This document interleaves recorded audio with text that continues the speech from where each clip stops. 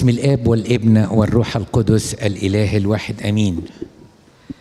نبتدي بنعمة ربنا ببعض الأسئلة وبعد كده نخش في الموضوع الروحي بتاع النهاردة. سلام يا أبي، نقبل الأيادي. كنت بسأل هل موضوع التبني غلط؟ لو في مشكلة عند حد مننا إن إحنا نجيب أطفال، يا ريت قدسك ترد عليا، صلي لأجلنا. يمكن أطول في إجابة السؤال ده عشان عاوز أغطي حاجات كتيرة شوية، فهحاول أديكم نوع من أنواع الثقافة العامة. طبقا للشريعة المسيحية في العالم كله، التبني هو فضيلة. إنك تجيب إنسان وتعيشه جوه بيتك وتعامله كأولادك وتديله اسمك وتديله ميراثك. فالمسيحية كشريعة تؤمن بأن التبني فضيلة، ده المسيحية بتقول كده. لكن القانون في مصر لا يسمح بالتبني، وعلشان احنا مسيحيين عايشين تحت القانون المصري فما نقدرش نخالف القانون المصري، وبالتالي مش من حق أي إنسان مسيحي يتبنى طفل من ملجأ. طيب هل في حاجة اسمها بديل؟ هقول بدائل وهعرض لكم المشاكل عشان تفهموا كل حاجة. لو حد في الأيام سألكم ما تفتوش، يعني انتوا كل كلمة بتسمعوها أنا ببقى دارسها كويس قبل ما أقولها، عشان لما انتوا تقولوها يبقى أنا مش بتكلم برأيي الشخصي، بتكلم برأي الواقع والكنيسة، فببقى ملتزم باللي بقوله. ولما بتبقى في حاجة شخصية بقول ده رأي شخصي خاص بيا أنا. في حاجة تانية اسمها التكافل أو يكفل طفل. تكافل طفل إنك أنت تروح وتختار طفل في دار رعاية أطفال أو جمعية رعاية أطفال وتبقى مسؤول عنه، ويسمح لك بجواب من الحكومة ووزارة التضامن إن هذا الملجأ أو هذه الجمعية تسمح لك بالرؤية لهذا الطفل، متابعة دراسته، تشجيعه، تجيب له هدايا، تختص إن هو يبقى أنت بتكفله. في خطوة أعلى شوي ابتدى بعض الأحباء المسيحيين يحاولوا فيها مع الحكومة، إن إيه المانع إن هذا الطفل يكون ليه إقامة. فالحكومة الحقيقة تعاونت وقالت ما فيش مانع، بس عندنا 10-15 شرط في منتهى الصعوبة. دخلكم يسمح، نكشف عليكم نفسيا، انتم مؤهلين لتربية الطفل ولا لا. وكل ده الحكومة الحقيقة 10/10 مع حق، لأن يهمها مين؟ الطفل. وحاجة تانية أن يسمح الأهل إن هم يكتبوا خطاب تنازل، إن بدل ما الولد يفضل في الجمعية يبقى في كناية ورعاية هذه الأسرة، بس بشرطين طبقا للقانون المصري: لا يقدر يورث ولا يقدر ياخد النسب، يعني ما يشيلش اسم العيلة وملوش حق في الميراث. الموضوع مش سهل، بس أنا حبيت أديلك شوية حاجات كده معروفة إن طبقا للقانون ممنوع التبني، لكن في حاجة اسمها الكفالة، وفي حاجة اسمها ممكن استضافة الطفل في البيت تكون الأسرة مسؤولة عنه تحت إشراف وزارة الشؤون الاجتماعية، تحت شروط حطها الحكومة وموافقة الأب والأم الأصليين إن الولد يبقى في شبه تنازل، إن العيلة دي هي اللي تربيه. ودي أصعب جزء في يعني الجزء بتاع الحكومة والشروط بيتجاب وبيتعمل، لكن الجزء ان الاهل يتنازلوا اوقات بيحسوا ان دي عار. طيب ما هو في مكان ما هو افضل يكون جوه اسره، دي تركيبه نفسيه مصريه. لكن لو انت عايزه تفاصيل اكتر ابعتيلي تاني وانا هعمل لك لينك للناس اللي في مصر اللي مسؤولين عن القصه دي. سؤال تاني بيقول: عامل ايه يا ابونا؟ انا شاب عندي 21 سنه والحمد لله بدرس هندسه وشغال، وفي نفس الوقت الحمد لله شغال كويس قوي، بقالي اكتر من 1.5 سنة مرتبي مرتب كويس، بالرغم ان انا طالب باخد 26,000 جنيه. انا عندي 4 اخوات بنات وانا اكبر واحد، ووالدي مديون بفلوس كتيرة والمفروض يدفع شهريا ما يقرب من 100,000 جنيه. الفكرة ان انا طموح شوية وبحاول اعمل حاجة لنفسي واشتغل على نفسي اكتر، بس بحس ان بجري مشدود لورا، فبحس نفسي مش عارف اشتغل على نفسي. انا يا دوب بشتغل وبدرس، ولما بحس اني معجب ببنت ببقى مش عارف اكمل ولا لا بسبب ظروفي دي. بحس دايما اني عاجز ومش قادر اعمل حاجة، مش حاسس اني ممكن ابقى مبسوط في حياتي. انا بحاول من فترة للتانية احضر اجتماع، بس بحس نفسي مسحول في الدنيا بسبب الشغل والدراسة. قول لي نصيحة اعمل ايه في مستقبلي. بص يا حبيبي، انت نموذج لشاب طموح مكافح. في شباب بيدرسوا هندسة ويكفيني ان انا شرف المهندس وال3 اشهر يا مقضيهم يمين يا شمال. فكون انك انت بتشتغل ودراسة الهندسة مش سهلة وبتشتغل طول السنة وبيجيب دخل 26، انا بقول لك انت شخصية جديرة بالاحترام المجتمعي، لانك انت بتعمل اكثر مما ينبغي ان تفعل، ودي رجولة يعني زي ما بيقولوا كده، شابو. المهم مش هي دي القصة بقى في الجزء الثاني، ان في حمل ليس لك ذنبا فيه ولا تستطيع ان تخلي يدك عنه. هقولها تاني، في حمل مالكش ذنب فيه وفي الوقت نفسه ما تقدرش تسلت ايدك منه. انك عندك بنات وعندك اب ليه ديون بسبب تجارة دخلها او عدم توفيق، فابتدت ديونه تبقى كتيرة. انت مش هتقدر تسد ديون بابا، لكن تقدر توصل مع بابا لنقاش. قول له انا دخلي فوق 20,000 وانا عارف ان انا ما اقدرش افكر في نفسي لوحدي وابقى اناني في وسط الظروف دي، وفي الوقت نفسه انا نفسي اوصل لمعادلة معاك يا بابا، وان شاء الله ادفع نص دخلي للبيت، يبقى ده امام الله جزء انا بساهم بيه. انت يا بابا اجتهد في تسديد ديونك، واحنا ممكن بالمساهمه اللي انا بنص مرتبي او جزء من مرتبي نساعد في مصاريف البيت، اكل وشرب وكهرباء وميه، ولازم جزء انا استقطعه لنفسي. افتح قلبك مع بابا واوصلوا لصيغه للتفاهم، ولو محتاج مشورة تاني بعد كده ابعت لي تاني، بس بعد ما تكون قعدت مع بابا ووصلت لترضية متوافقة بين الاتنين. لان زي ما قلت لك انت مالكش ذنب وما تقدرش تسلت ايدك. اوقات كتيرة قوي الانسان بيتحط في موقف مالوش ذنب فيه، زي اب وام يتوفوا في حادثة، والقصة دي حقيقية، ويسيبوا اخ اكبر من اخواته البنات ب3 سنين، وكان عليه انه يشتغل ويصرف ويأكل ويجوز اخواته. ما كانش ليه ذنب، بس اللي عمله انه شال المسؤولية.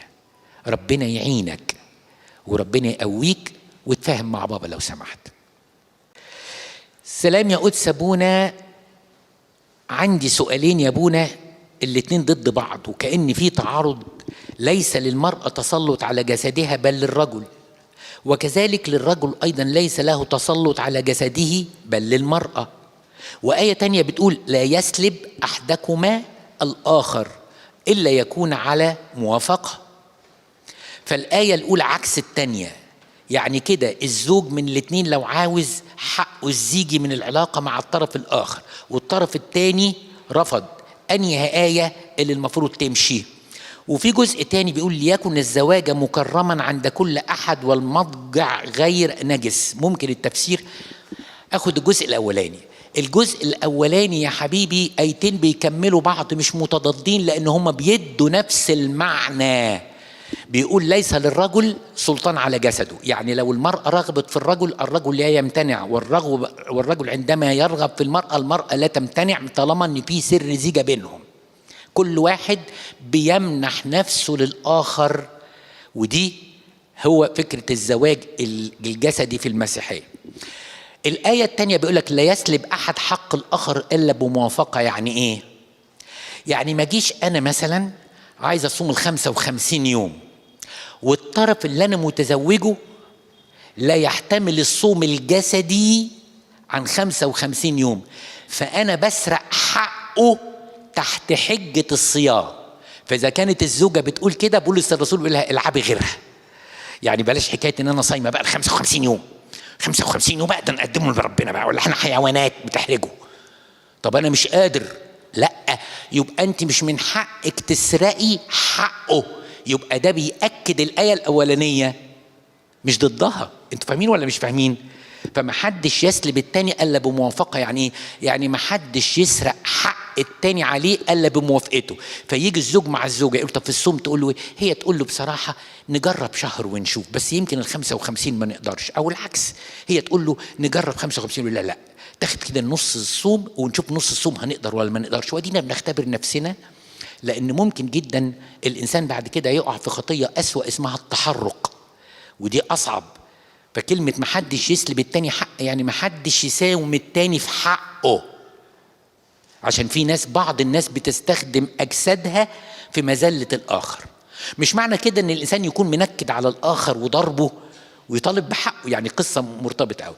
طب الجزء الثاني من السؤال بيقول ليكن الزواج مكرما عند كل واحد والمضجع غير نجس. يعني إيه المضجع غير نجس؟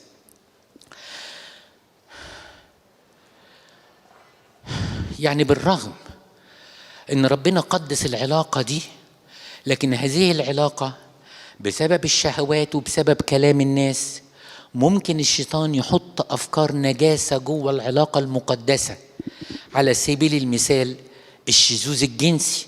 مش معنى ان انا متجوز انا ومراتي والمسيحية ادتنا الحق ان يكون كل واحد لجسد التاني، وبقول الست ملهاش جسد، ملهاش حق في جسدها بل لجوزها، ان جوزها مثلا يعمل فيها الشذوذ الجنسي.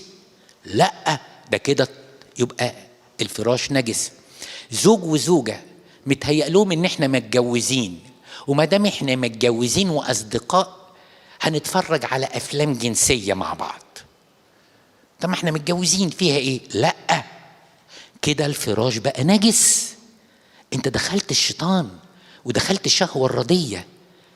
الروح القدس عاوز الزوج والزوجة يحبوا بعض ويطبطبوا على بعض ويحنوا على بعض، وتيجي العلاقة دي نتيجة علاقة حب بين اتنين، مش ان الانسان يتفرج على حاجات نجسة هو ومراته يقول احنا متجوزين. لا، يبقى كده فراش تحول من فراش طاهر الى فراش نجس. يا ابونا أنا ابنك شاب عندي 26 سنة، سافرت أوروبا لدراسة الماجستير مباشرة بعد التخرج من بكالوريوس في مصر. حاليا خلصت دراستي واشتغلت في أول وظيفة ليا هنا في أوروبا وبقبض باليورو. بدأت أقرأ شوية عن طرق الاستثمار. بصوا يا جماعة، عشان السؤال كبير مش هيهم أغلبيتنا بس لازم أرد عليه.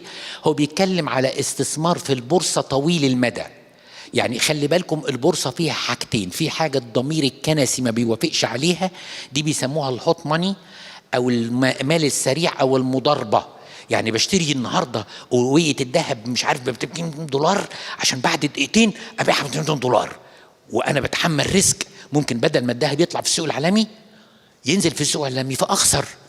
دي اسمها مضاربة. وهذه المضاربة في الأسهم اليومية وكل ساعتين تشتري وتبيع وتشتري وتبيع وتشتري وتبيع، ده قمار. حتى لو مش هيوافق الاقتصاديين أو مش هيوافق ناس كتيرة قوي، أنا بتكلم بضمير صالح. الإنسان يستعبد لهذا القمار ليل ونهار، فاتح الشاشة بتاعت الأسهم والسندات وقاعد يلعب ويكتر في فلوسه كمان ساعة واتنين، وممكن يخسر بمئات الفلوس ويكسر بمئات الألوف. دي مش شطارة، ده قمار. لأن عبارة عن الناس كلها بتحط فلوسها في بوتقة واحدة اسمها البورصة. اتحط 100 مليون مش هيولدوا، بس في ناس كسبت من 100 مليون ده قصاد ان في ناس خسرت من الايه؟ من 100 مليون. يبقى المضاربة السريعة اللي هي بتجدد فلوسك كل يوم وتفضل رايح جاي، ده عبارة عن ادمان، عبارة عن سيطرة مالية، عبارة عن قمار، لان ما فيهوش بعرق جبينك تاكل خبزك. لكن في حتة تانية بالنسبة للاستثمار الآجل.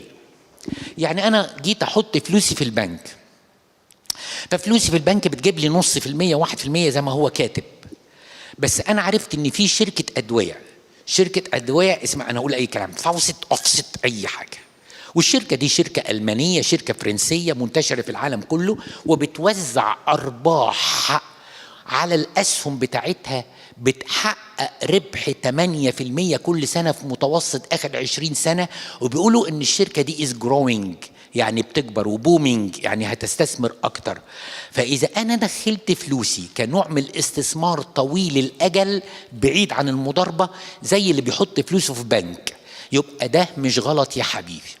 السؤال اللي سأله، طيب لو الشركات اللي بتضمن ربح كبير هي شركات خمور وشركات أسلحة، أعمل إيه؟ لا، ضميري مش هيرتاح.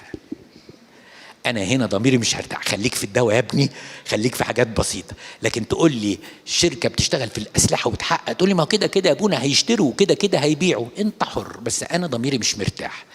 أو شركة تانية بتشتغل في التدخين والسجاير، بتحقق أرباح بالمليارات ومحدش اشترى أسهم فيها وخسر. لا، هتقول لي تدخين، هتقول لي خمور، هتقول لي سلاح، ضميري المسيحي اللي فيا يقول لك أنا مش مرتاح يا ابني.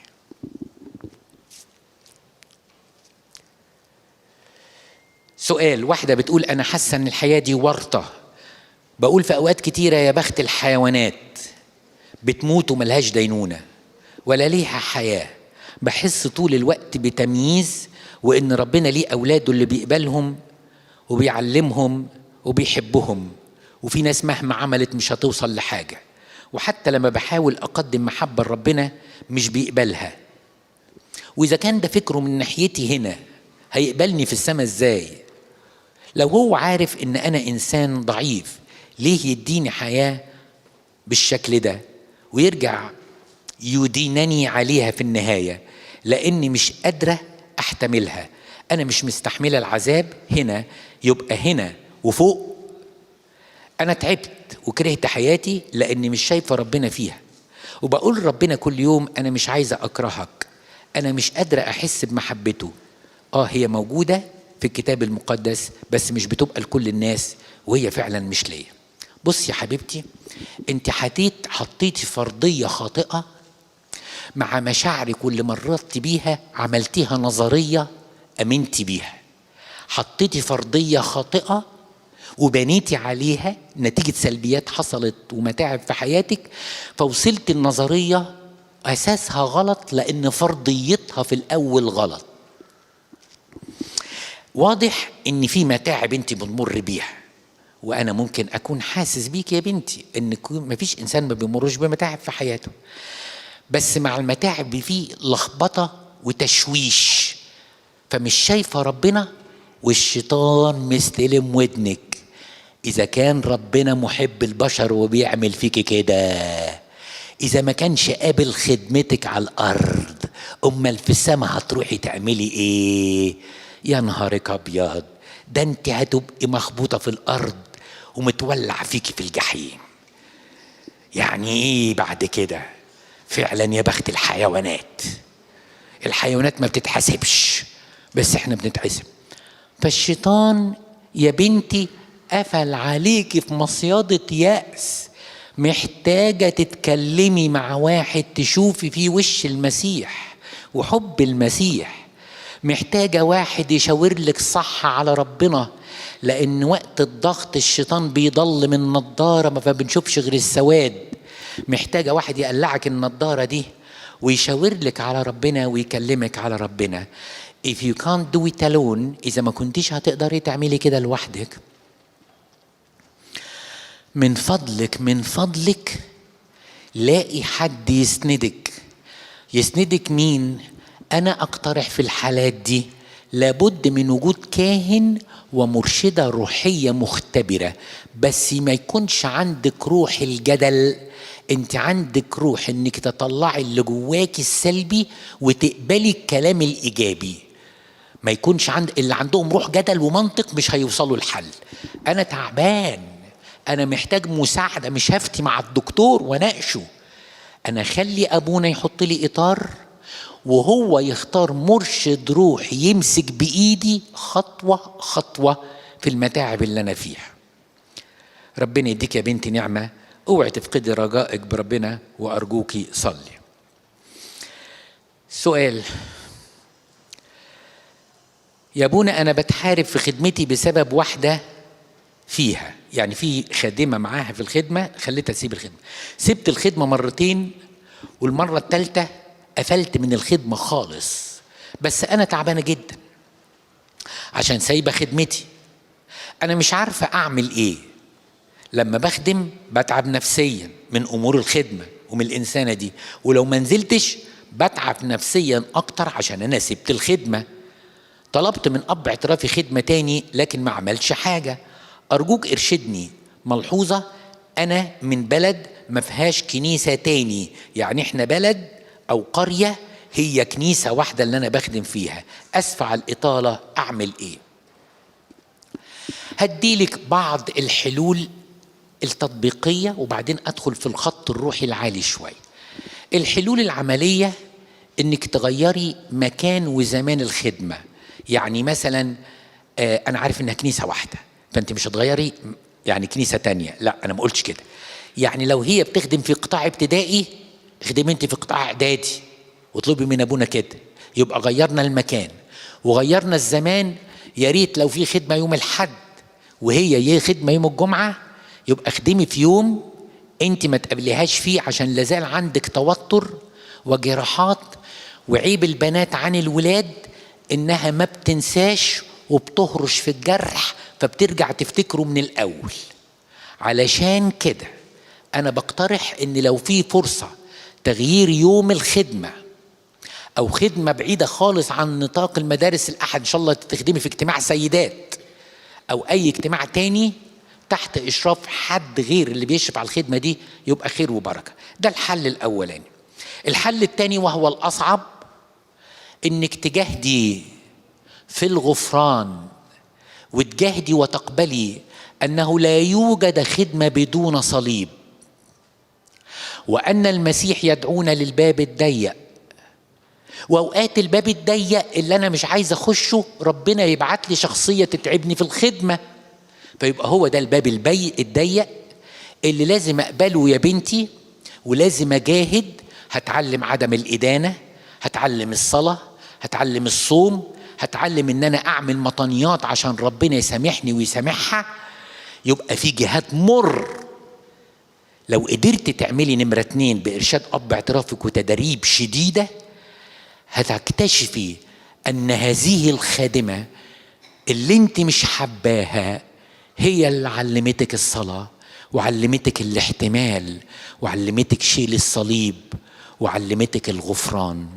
يا بختك لما تلاقي حد بيتعبك في الكنيسة، ده إكليل ربنا عاوز يحط لك فيه فص علشان رصيدك يعلى فوق. قولوا لي مين مرتاح؟ ما الشيطان يا ولاد لازم يحارب الخدمة. احنا بنيجي الكنيسة فاكرين الكنيسة a part of paradise. في القداس بنقول نحسب كالقيام في السماء، لكن واقعية عشان احنا كلنا مرضى وكلنا بشر وكلنا ضعفات وكلنا فينا عيوب في شخصياتنا، بتحصل مشاكل من التوقع. انت هادية وانا سريع، اقول لك ده انت قاعدة زي البروتة، تقولي كلمني بأدب، ده انا خادمة، اقول لك وانت اساسا تنفعي الخادمة. شوفوا الشيطان عملها في قد ايه، بثانية. وبيضحك علينا وبينسينا الهدف، ان احنا رايحين نغسل رجلين ولاده. واللي عاوز يغسل رجلين ولاده يخش من باب واطي اسمه اللا كرامة.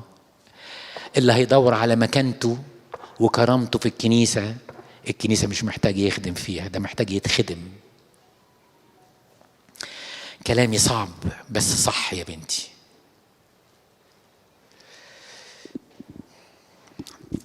هو في حد يا ابونا بيحب ويهون عليه؟ أنا مخطوب عن ارتباط 9 سنين، منهم 5 سنين خطوبة وفرحنا قريب. أنا متأكدة أنه بيحبني، بس زي بيحبني وبهون عليه لدرجة يسيبني أعيط لحد ما عينيا تورم وتتعب وما يهموش، وبيخليني أمشي في الشارع معيطة. أنا نفسي يكون حنين عليا وهو بيقف جنبي ويساعدني ماديا، يعني هو راجل كمان، بس النقطة دي مش عارف أغيرها فيه. بيحصل تجاوزات بينا، وكل ما أقوله ده غلط وبكره نفسي وبتكسف أكلم ربنا، هو الحقيقة مصر على أن ده يتم. حاجة أخيرة، أنه بيسب الدين دايما من زمان، بس لما كبرت ما بقاش كل ده يعجبني، ولما بقيت أعترض بقى شايفني وحشة. اتغيرت. أنا عايزة يحس بيا ويتغير ويبقى شخص كويس. هو عصبي جدا وشتام جدا وكلامه صعب وقت الزعل.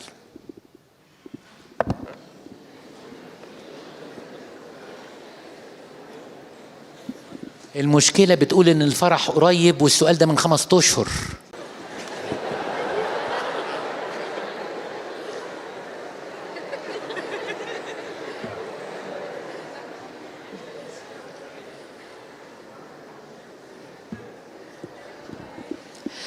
الإجابة دي مش ليك يا بنتي، الإجابة دي لواحدة تانية بتمر بنفس الظروف. بصوا يا جماعة، اوعوا تتجوزوا حد تحت خدعة أن الله ومجهودي هيغيروه. أنا لا أرفض معجزة التغيير، ولكن هذه مقامرة. ودايما أقول لكم اللي قالوا نيافة الأنبا بولا: what you see what you get. عمري ما هشتري شمامة واعمل 5000 مطانية و4000 صلاة يسوع واقول له يا رب هحطها في قفص واقوم الاقيها منجع ويس. وبعدين واحد يقول لي هو ربنا قادر على التغيير ولا مش قادر على التغيير؟ بيحرجني. ربنا قادر للتغيير، بس ادانا مؤشرات للعقل اللي بيفهم، والعاطفة اللي بتحس، والاخلاق اللي بنشوفها. انت بتقولي تعرفيه 9 سنين 4 قبل و5 خطوبة، اكتشفت انه بيسب الدين دلوقتي؟ اكتشفت انه بيعيطك دلوقتي؟ اكتشفت انه بيسيبك في الشارع تعيطي وما يسألش فيكي؟ انا بطلب منه انه يبقى حنين. اعملها لك ازاي دي؟ طب ما من الاول تاخدي واحد حنين. الحقيقة يا بنات، اوقات العاطفة بتعمي، وانا لا اثق في الحب اللي يبتدي بالمراهقة حتى مهما كانت عدد سنواته، لان ابتدى والانسان مش ناضج. ربنا يعينك يا بنتي، ربنا يعينك. مساء الخير، انا واحدة متجوزة وعندي ولد عنده 9 سنين وعندها مشاكل في الكلام وصعوبات تعلم وتنمية مهارات، وجوزي من أول ما اتجوزنا كل مشكلة في الحياة معاه إنه لو اتخبط يقول لي امشي روحي عند أهلك. يعني لو هو اتخبط في البيت في كرسي يقول لي امشي روحي عند أهلك. وأنا ما كنتش بمشي لأن دايما خايفة وعندي شعور بعدم الأمان، لأن مشكلة تخاطب ابني هو مش شايفه خالص ومش شايف إن المشكلة دي مهم، وما كانش عاوز نروح نوديه لدكتور. المهم أنا تعبت وقلت أحسن حاجة أنزل أشتغل. هو وافق وكان قايل لي إن مش هقدر على الشغل، بس 1 و2 شهور أثبتت نفسي في الشغل وبقيت بترقى. وهو دلوقتي بيشك فيا إن بعمل علاقات مع الرجالة في الشغل، بالرغم إنه عمري ما بقفل تليفوني بأي باسورد، وكمان أرقام الناس على الموبايل مش بخبي حاجة علشان أنا عارفة إن بعمل غلط. ودلوقتي هو طردني من البيت وبعت لي هدومي، وكمان بيعمل مشاكل في الشغل عندي، يعني بيبعت رسائل ويقول عليا كلام وحش. أنا واحدة مش كويسة في أخلاقي، علشان يمشوني أعمل إيه؟ أسيب الشغل عشان يرتاح ولا أكمل عشان أنا مش بعمل غلط؟ مع العلم هو كمان بيشرب مخدرات وشغال في شغل مش ثابت، وأنا أعلى منه من مرتب، يعني أنا اللي تمثل المسؤولية الكبيرة.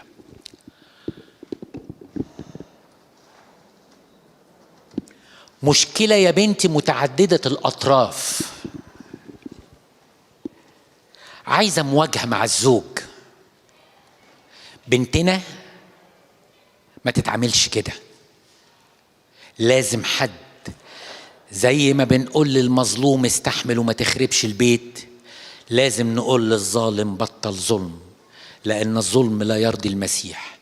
والكنيسة اللي تيجي على المظلوم وتطبطب عليه وما تقولش للظالم انت ظالم فقدت صلاح في ضميرها أمام الله.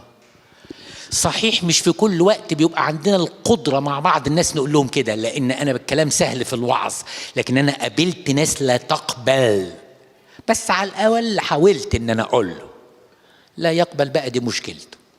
وناس بتتهرب من الكنيسة وناس بتقفل عليا، وناس اغير الرقم اكلمه اقول له انا كل اللي بطلبه منك 10 دقايق نقعدوا مساوي، يروح قافل في وش. يبقى انا مش هقدر، انا ما عنديش سلطان اجيبه، فانا مش قادر. لكن الكنيسه لازم تقول للظالم فانت عاوزه تحلي المشكله، جزء من جواكي عاوز يرجع، والا ما كنتيش سالتيني صح. ما انت لو شايفاه بالصوره دي مخدرات وبيهزقك، ولو اتخبط رجله في كرسي بيطردك عند بيتك ومن غير مناسبه رجعك، وما بيسالش في ابنه اللي محتاج تخاطب، ده فين الف به الرجوله؟ فين الف به المسيحيه؟ فين الف به المسؤوليه؟ هو مش كواليفايد انه يبقى راجل بمفهوم الرجوله. لكن مش انا اللي اقول لك تسيبي بيتك وتمشي. الكاهن لغايه اخر وقت يحاول اصلاح الوضع الفاسد، مش اختصار الطرق بالبتر. فانا شايف انك انت عندك مشكله متعدده الاطراف، تحتاج مواجهه للزوج واصلاح للزوج وتغيير في سلوكه، وواحد يفهمه 1 2 3 يعني ايه زوج، يعني ايه مسؤوليه، يعني ايه ابوه. لكن اي قرار هتاخديه انت اللي هتاخديه يا بنتي، انا مش هقدر اقول لك تعملي ايه. لو اللي انت بتقوليه حقيقه ما فيهوش مبالغه انا متعاطف معاكي، لكن انا ما باخدش قرار لحد. انا بقول لك تفكري ازاي. مواجهه، محاوله للاصلاح، احسبي حساب النفقه. لان في اسئله كتيره قوي. هو ينفع الابن يتربى مع اب مدمن، ولا افضل يتربى مع اب غير مدمن؟ بس في ضغوط تانية نفسك، انا مش عارف انت في اي محافظة ولا في اي قرية، الضغوط اللي عليكي انك انت منفصلة يمكن في المجتمع بتاعك وما تقدريش تحتمليها. انا لا احرض على الانفصال امام الله يا بنتي، انا بقول لك احسبي حساب النفقة. لكن الزوج محتاج مواجهة، مراجعة، خطة اصلاح. لو لم يستجيب قد يكون أأمن في بعض الأحيان إن ربنا يديكي وتربي ابنك. اوعي تعتبر الرأي ده قرار يا بنتي، قرار لك انت. آخر سؤال عشان وقتنا هقوله في دقيقتين عشان سؤال متكرر. يا أبي أنا حقيقة بحب ربنا وكان عندي خطية متكررة بحاول أبطلها، وقع وأقوم بقالي سنين على كده، زهقت من كتر ما بعترف بيها. للأسف يا ابونا كل مرة بقول لنفسي مش هعمل كده وبلاقي نفسي بكررها. ممكن إرشاد قدسك؟ الإرشاد ما تركزش في الخطية ومدى تكرارها، بس هديك قاعدة صغيرة عشان وقتنا. لو نميت في محبة ربنا مقاومتك للخطية هتبقى أعلى، ونصرتك في المسيح هتبقى ممكنة. الجهاد بيبقى أسهل لما تحب المسيح قوي من كل قلبك. الخطية اللي سجناك هتتحرر منها وهتعتبر عارض مش مرض، وهتعدي. حب المسيح، هات كتاب الرجوع إلى الله، هات كتاب الله وكفى، هات كل الكتب اللي قالها البابا شنودة أو غيره عن التوبة، اقرأ، حب، امسك إنجيلك بحب، مش واجب ولا قانون. دور على كلام المسيح. لما هتنمو في حبه التوبة هتبقى سهلة. ربنا يديك ويديني والابن والروح القدس الإله الواحد آمين. كلمتين قريبين قوي لأن هم بيشيلوا نفس الحروف، لكن مع اختلاف الحروف بيدوا معانين مختلفين. الكلمة الأولانية اسمها محنة، فممكن الإنسان يقول محنة الألم. أنا في محنة لأني في مرض. عارفين محنة يعني إيه؟ محنة واضحة قوي، محنة الألم. ونفس الكلمة دي تقابلها كلمة تانية اسمها منحة. عارفين منحة يعني إيه؟ فلان جات له منحة على حساب الدولة يتعلم في أمريكا وياخد دكتوراه. منحة يعني إيه؟ هبة، يعني عطية. فممكن الإنسان يقول محنة المرض أو منحة المرض، وممكن الإنسان يقول محنة الألم أو منحة الألم. يعني الألم هو وجديد، بس يا ترى دي محنة أنا بمر بيها ولا منحة سمح الله بيها؟ هو ده الموضوع اللي أنا عاوز أتكلم معاكم فيه النهاردة. هقول حتة شخصية، مش عادتي أنا أتكلم على حياتي الشخصية، بس أقول حتة شخصية. يوم الأربع اللي فات، يعني ده تالت أربع، أنا طلبت منكم، قلت لكم محدش يسلم عليا، لأن أنا وأنا بتكلم معاكم كنت في منتهى الألم، وكنت طلعت من هنا على المستشفى. قعدت في المستشفى يومين، وبعدين خرجت، وبعدين الحرارة عليت قوي، وعملنا فحوصات وأشعات تانية، ودخلت قعدت في المستشفى 9 أيام بعد كده. وبعدين خرجت من المستشفى، وبعدين رجعت المستشفى، عملوا لي جراحة صغيرة، وبعدين رجعت البيت تاني. وبعدين النهاردة أول مرة بعد 21 يوم يسمح لي أنزل لمدة ساعة واحدة. فمن باي باي اللي قلتها لكم لغاية الصلاة اللي صليتها، أنا ما نزلتش الكنيسة في الفترة اللي فاتت دي خالص. وحبيت أتكلم معاكم على اللي مريت بيه، بس أنا مش جاي أحكي لكم أنا مريت بيه وعملوا فيا إيه، ما يعملوا اللي يعملوه يعني. لا، أنا جاي أكلمكم عشان سببين. السبب الأولاني يا أولادي، وأرجوكم صدقوني أنا بكلم زي أب بيكلم ولاده اللي معاه في بيته، إن أنا مش عاوز أنسى اللي مريت بيه ولا اللي اتعلمته، وعاوزكم تبقوا شهود عليا، وعاوزكم تتعلموا. وأنا عشان ما انساش، لأن خايف إن أنا أنسى، أبقى أسمع الوعظة دي كمان شهر وكمان سنة وكمان سنتين. لأن أنا أشكر الله إن أنا سمح لي بما يسمى جزء صغير جدا من منحة، وليست محنة، اسمها منحة المرض المؤلم أو الألم اللي في المرض. لو أنا فكرت، أنا كتبت كتير في الأيام اللي فاتت، ما أنا قاعد بقى على سرير ما بتحركش، فكتبت كتير قوي. لو أنا كتبت، لو قلت لكم كل اللي كتبته كنقط، يمكن ناخد سنة، وهتبقى سنة نكد يعني، فما فيش داعي. أنا هتكلم مرة واحدة بس، وبطلب منكم في الآخر إن أنا برضو مش هقدر أسلم على حد. أنا لسه يعني الفتنس بتاعتي ضعيفة جدا، ودي أول مرة أنزل. فبعد ما أقول أبانا الذي، أرجوكم محدش يجي يسلم عليا، ولا حتى يديني ورقة، ولا يطلب مني طلب. أنا فعلا نازل بالعافية يا أولاد، وربنا هيكمل. بس أنا مش عاوز حد لا يسلم ولا يجي. كل مشاعركم واصلة لي، وعارف محبتكم ومش شاكك فيها، لأنها أكيد قد محبتي ليكم. علشان كده هطلب منكم محدش يعطلني خالص خالص وأنا خارج. تعالوا بقى نرجع ونقول منحة معناها إيه؟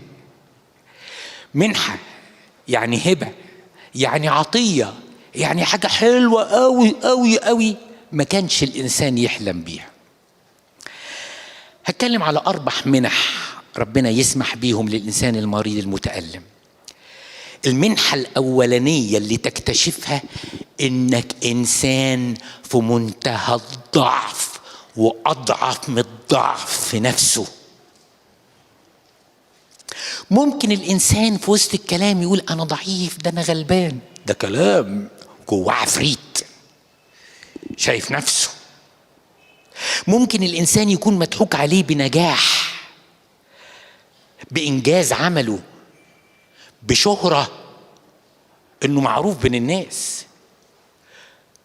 ممكن إنسان يكون مخدوع إن صيته حسن، إن الناس شايفاه حاجة كويسة، ويقع في خطية صعبة قوي، إن ممكن يقبل المديح أو يبقى حاسس إنه مميز، أو حاسس إنه قوي. فربنا يقول لا، ده أنا ابني ده محتاج افتقاد ده أنا لازم ألحقه. هلحقه إزاي؟ هبين له إنه ولا حاجة خالص، وأنا كل حاجة. ما عندكمش فكرة يا ولاد؟ يعني الإحساس بالوهن، إنك ما تبقاش قادر تنزل من على السرير أو تطلع على السرير إلا أنت ومسنود على إيد إنسان، صعب. ما أنا طول عمري رجلي واخدة أمرها من دماغي، أنا نازل الحتة الفلانية، لا سألت حد ولا طلبت من حد. لا لا لا لا لا، ده انت هتبقى حالة من الضعف انك لو وقفت على رجليك ثانية تدوخ وممكن تقع. انت محتاج واحد يسندك. يا اللي فاكر نفسك بتسند الناس، ده انت ولا حاجة. وده احساس يخضك في الاول، ايه اللي بيحصل فيا ده؟ بس عشان تؤمن انك اضعف كائن على وجه الارض. اوقات ما بنجيش الا بكده يا ولاد. نمرة 2، التركيز. يقولوا عليك انت بتجيبها وانت طايره، انت شاطر، انت عندك خبره، انت عندك انت لما الحراره تعلى كده وتقرب من 40 تلاقي نفسك بتهلفط ومش دريان بالناس، عاوز تركز مش عارف تركز، بتقول كلام بتنساه في نصه. ياه، هو انا كده؟ هو ممكن ابقى كده؟ لا، انت مش هتبقى كده، ده انت كده، بس انت ما كنتش شايف كده. في غرور الايجو وغرور الذات الانسان يرتقي في نفسه ما ليس فيه. فاذا اعطاها الله حكمه يعتقد انه ذكي، واذا اعطاه الله تدبير في مشكله حلت يفتكر انه يا ما هنا يا ما هناك. لا لا لا لا لا، قدام الوهن وقدام التركيز انت ولا حاجه. ده غير الالم بقى، الالم اللي هو الوجع بقى، الوجع اللي ما تبقاش طايق حد يعمل لك كده، تبان على حقيقتك. ما حدش ابدا يحب يبين ضعفه قدام الناس، لدرجة ان لما وخاصة الرجالة لو حس نفسه ان اتزنق في الدموع تحس نفسه بيخنق زوره عشان الدموع ما تنزلش، او يشرب بق ميه عشان ما يتخنقش، او يجري عشان ما حدش يشوف دموعه. ليه؟ فينا حته كده في الذات ان انا بحاول احافظ على وقاري وشكلي وهيئتي، مش ان انا اللي اقول اي. لكن قد تحتاج لجراحه صغيره، والجراحه صغيره دي ما ينفعش تاخد فيها بنج، ولازم تبقى الجراحة دي علشان تنقذ حاجة أصعب. يا خبر أبيض، مهما حاولت تكابر وتكتم الألم ممكن صوتك يسمع المنطقة السكنية اللي فيها المستشفى كلها. فين الكرامة؟ فين الوقار؟ فين الكبرياء؟ فين القوة؟ صفر صفر صفر. الضعف مكروه للذات البشرية. لو انتوا الاتنين قلتوا لي في مهمة عاوزين يا ابونا نعملها، فقلت لك روح انت يا ابني، ليه؟ اصلك انت قوي، معلش ما تزعلش مني، انت اضعف منه شوية، تلاقي نفسك حسيت بالخزي عشان انا قلت ان في واحد اقوى منك او انت اضعف منه. في الحياة اللي في البشر كل الناس بتصارع من الاقوى ومن سيأخذ المركز الاول، من هو الفريق الاقوى ومن هو الانسان الاقوى. ودي حاجة تدي لك كده براودنس بالفريق اللي انت بتشجعه. ما حدش فينا يحب ابدا يتقال حتى على مستوى الكورة ان بتشجع فريق اسمه الطرمبات، ترتيبه ايه؟ 13 في الدوري، انت طرمبات. الناس كلها بتشجع الفريق الكبير. هي دي القوة. محدش في البشر يحب الضعف يا ولاد. لكن بالنسبة للحياة الروحية عايز اقول لكم سر، الضعف مفرح جدا، لانك عندما تواجه نفسك بضعفك ما بيبقاش ليك غير المسيح تمسك فيه بايديه واسنانك، وساعتها بس بتحس بقوة تغلب الألم. عشان كده بولس الرسول ما كرهش الضعف اللي فيه وقال لأنه حينما أنا ضعيف فحينئذ أنا قوي. أول منحة أحلى منحة في ألم المرض إنك تحس إنك ولا حاجة. افتكروا دي، افتكروا دي، وأنا مش عاوز أنسى دي عشان أبقى غبي وعبيط وما بفهمش.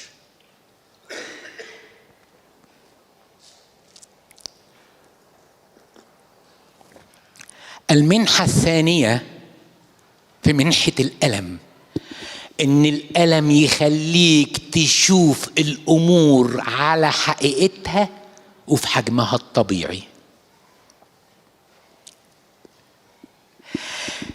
لو أنت عندك $1,000,000 وعندك 40 سنة وعندك ألم غير محتمل والدكاترة بتقول إن شكلك مش هتطول، بعد الشر عليك يعني وعلى أي حد، $100,000,000 يساوي إيه؟ يلي كنت قاعد حاطط رجل على رجل وبتقول أنا ما بلبس إلا من ماركة مش عارف مين الإيطالي وماركة إيه الفرنساوي، ما أقدرش أنزل عن كده خالص. اللي شايلة شنطة تمنها $3,000 ماركتها مش عارف مين عشان تتصور بيها صورتين 3 في وسط الناس، وبوت ماركته إيه، كل ده يساوي إيه في لحظة ألم؟ إلا كلمة بالإنجليزي يسموها ربش، زبالة، مفيش حاجة. حتى على مستوى الخدمة والصراعات اللي ممكن تحصل بين خادم وخادم، انا اقدم منه وما بيحترمنيش، قال للولاد على الرحله وما قاليش، انا بسكت، انا اروح لابونا ولو ابونا اروح للبابا واروح. في ايه يا حبيبي؟ في ايه يا حبيبي يستاهل؟ الالم بيخليك تراجع كل المواقف اللي مريت بيها وتكتشف قد ايه كنت وكم كنت غبيا، ان في مواقف ما كانتش تستاهل اكثر من حجمها. رحت لواحده من قريبتك وعيبت عليكي وعلى مكياجك وعلى شكلك وقالت سوري سوري سوري، المكياج ده بيئه خالص، ده بالنسبه للبنات ايه، حطيتيه على مكنه بسطرمه، يعني من اصعب ما تكون. تصوري بقى لو انت في الم غير محتمل، هل بتفكري في الريفنج، في الانتقام، في الخصام؟ ابدا، مفيش حاجه خالص الانسان بيفكر فيها. الالم بيخليك تعرف ان المج ده اللي انا كنت بتخانق معاه مع اخويا في البيت واقول له المج اللي عليه الراعي الصالح ده انا واخده هديه من الاجتماع، محدش يقرب له، محدش ياخده، محدش ياخده. يبقى في بق ميه ويقولوا لك لازم تشرب ومش قادر تبلع بق الميه. قيمة المج ايه؟ يا تفاهتنا، يا وجع قلب ربنا لما يلاقينا على التوافه. فبيسمح ربنا بمنحة اسمها منحة الألم عشان تشوف كل حاجة على حجمها الحقيقي. ده احنا طلعنا ولا حاجة، طلعنا مخمومين، بنقيم الناس بالعربيات وبنقيم الناس بالفلل والكومباوندات والكومباوندز يعني، وبنقيم الناس عندها قد ايه وبتدخل ايه وبالجمال. وانت متألم هتحس بايه؟ ده انت تبطل فيك كل الامور. ودي منحة تانية، انك انت في كل المشاكل اللي بتقابلك مخدوع والاولويات مش مترتبة صح. الألم مراية يخليك تمسك ورقة وقلم وتعيد أولوياتك صح وتحط كل حاجة في حجمها الصح. كلنا مضحوك علينا. أشكرك يا رب أنك سمحت بمنحة الألم عشان أعرف أشوف كل حاجة على حجمها الحقيقي. 3، هم 4 نقط مش هطول عليكم. 3، أنا عارف الموضوع صعب وبايخ بس استحملوني، بوعظكم كتير، مرة أوعظ نفسي قدامكم يعني. المنحة الثالثة، وهذه المنحة هامة جدا، ليس سواه. ليس سواه يعني ايه ليس سواه؟ الأحباء كثيرون والأنقياء كثيرون، ولما بيلاقوا واحد حبيب غالي على قلبهم متألم بيحاولوا يعملوا أي حاجة عشان يخففوا عنه أو يقللوا عنه. لكن لما الألم يكون سيفير وموجع جدا، لا في كلام ولا نظرات تقدر تشيل الألم ولو 1/1000. ده بالعكس، ده ممكن الإنسان من كتر الألم ما بيبقاش مستحمل واحد يقول له مالك يا حبيبي. وهنا الإنسان يكتشف إن كل الناس اللي حواليا مش هتقدر تقدم لي حاجة قدام الألم، فبتتقفل كل الأبواب ويتبقى باب واحد بس اسمه يسوع المسيح وإياه مصلوبا. بتفتكر هو اتألم قد ايه؟ احنا قلنا 100 وعظة عن وعظات الصليب، والمسمار اللي اتدق يا وترنيمة لسه سامحة قريب، مسمارك يا رب في يدك يسبيني ولا حاجة كده، يعني سمعت ترنيمة سمعتها كلام. طب المسمار بقى لو دخل فيك بقى من غير بنج تحس بايه؟ تحس ان محدش لا كلام طيب ولا كلام ناعم ولا طبطبة بتفيد. بتحس تلاقي نفسك كل أبواب اتقفلت وما فيش غير بواحد زي ما قلت لك، هو يسوع المسيح. بصراحة يا جماعة وقت الألم يخليك ما تحس ما فيش غير ربنا وبس. أجمل صلاة هي صلاة المعاناة وقت الألم. عشان كده قيل عن يسوع المسيح رب المجد في الإنجيل إنه كان يختلي ويصلي، ولكن هناك صلاة واحدة كانت في جثيماني كانت قطرات العرق كقطرات دم، لأنها كانت صلاة معاناة. أحلى لحظة صادقة في الصلاة هي الصلاة أثناء الألم الفظيع. صلاة يا ولاد ما فيهاش مكياج، صلاة ما فيهاش طلبات، صلاة ما فيهاش حاجة غير انك انت تقول له بس اتحنن عليا.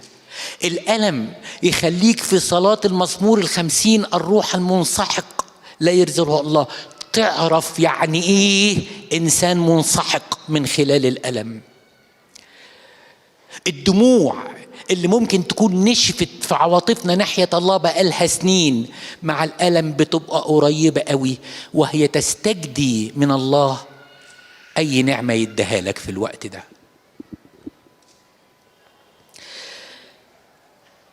صلاة الألم تعلمك أن الله يريد نقاوتك حتى لو النار شديدة شوية. صلاة الألم، والألم بيحرق شهوة مستخبية أو ذات مخفية. علشان كده القديسين قالوا أن الذي يهرب من الضيقة يهرب من الله. أحلى درس إنك تقول له عايز أشوفك، عايز أحسك بصرف النظر النهاية هتكون شكلها إيه. عشان كده بقول لكم إن الألم ليس محنة ولكنه منحة لمن يريد أن يتعلم. آخر نقطة عشان وقتكم، وأنا تعديت حتى الوقت المسموح لي من الطبيب، هنجزها بسرعة. آخر حاجة يعلمها لك الألم الشديد في المرض منحة اسمها، انتوا فاكرين ال3 منح الأولانيين كانوا إيه ولا انتوا نسيتوا؟ أصلا أنا مفيش جهد راجع. المنحة الأولانية كان اسمها منحة إيه؟ منحة إيه؟ إن أنا في منتهى الضعف بكتشف ضعفي. المنحة الثانية إن الأمور تاخد حجمها الطبيعي. المنحة الثالثة ليس سواه. المنحة الرابعة والأخيرة منحة الاستعداد. الآية بتاعت استعد للقاء إلهك.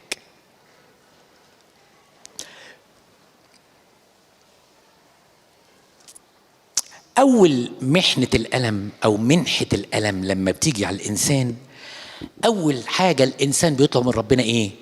اشفيني يا رب اشفيني. ده ابويا وانا متألم اشفيني. لكن ممكن يكون في صوت تاني جوه الانسان بيقول ماذا لو الامور اخذت منحنيا اخر. طبعا بقى في افكار كتير قوي من كل ناحيه. ممكن يكون في عمليه بسيطه قوي تحصل بعدها مضاعفات، الانسان يقول لك دخل يعمل عمليه لوز ما طلعش. مش بتسمعوا عن كده؟ فيبتدي في صوت تاني غير صوت يا رب اشفيني، ماذا يحدث لو الامور اخذت منحنيا اخر، سكه تانيه. فيبتدي الانسان لاول مره يبقى عنده سؤال بيقول ماذا يحدث لو، بدل ما الكيرف طالع كده الكيرف نزل كده. يا ترى انا مستعد؟ انا ناسي يا ولاد ثياب العرس شلتها فين؟ انا مستهاش بقالي كتير. بس الاحتمال قائم ان اي حاجه ممكن تحصل، والايه بتقول استعد للقاء الهك. هو انا مستعد؟ ده انا ملهي. ممكن ملهي مش في حاجات شريره يعني بحكم الناس، ملهي في خدمه واولويات وتنظيمات ونيروز وحفلات ومؤتمرات. طب اديك قاعد وما انتش طالع للمؤتمرات، انت مستعد تكتشف انك انت عريان ومخزي وبلا فضيله. ففي اول المرض تقول له اشفيني، لكن لما تفكر بالطريقه دي تقول له اعمل اللي تعمله بس ارحمني. فيطلع كلمه ارحمني من جوه مش من اللسان، كأنك أول مرة بتقولها في حياتك، لأنك مالكش غيره. هو بدايتك وهو نهايتك، هتروح فين؟ فبتحس بالمنحة إنها طلعت معصورة من جوه، وإنت بتقول له ارحمني كعظيم رحمتك، لا أستحق ولكني محتاج. عرفت ليه ألم المرض منحة. يمكن ما لكمش ذنب تسمعوا. أنا هقول أبانا الذي وتصبحوا على خير. الورقة هتفضل هنا عشان في خادمة بتيجي تاخدها، محدش يمد ايده عليها، لأن أنا همشي على طول وفي عربية مستنياني وعارف محبتكم. بس نقول أبانا الذي مع بعض.